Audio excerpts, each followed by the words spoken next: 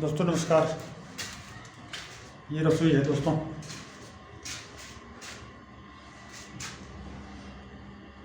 Sink वगैरह सारा fit हो गया दोस्तों। कल नल के मिक्सर वगैरह सब लग जाएगा।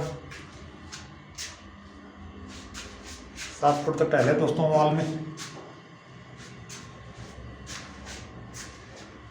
इसकी कल मोल्डिंग बनानी है दोस्तों। ऐसे ही बोलो ना जैसे मोल्डिंग का करते हैं।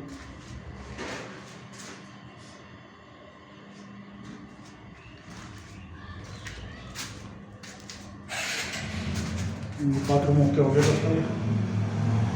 7 पुट्टी का भी काम चल रहा है दोस्तों।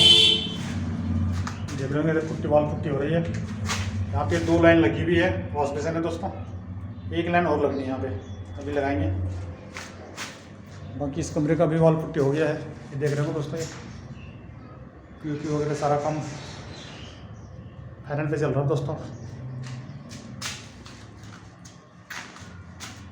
बाकी ये गड्ढा आ गया दोस्तों। ये मैंने बोला था यहाँ पे गड्ढा आना है, ये गड्ढा हो गया। यहाँ पे मोटर का पॉइंट है, यहाँ वॉशिंग मशीन, वहाँ वॉश बेसिन। अभी तक लागत बोले दोस्तों तो 5.5 लाख खर्च हो चुका है। फाइनल इतना काम होने में, टाइल वगैरह सब लगने में 5.5 लाख खर्च आया दोस्तों।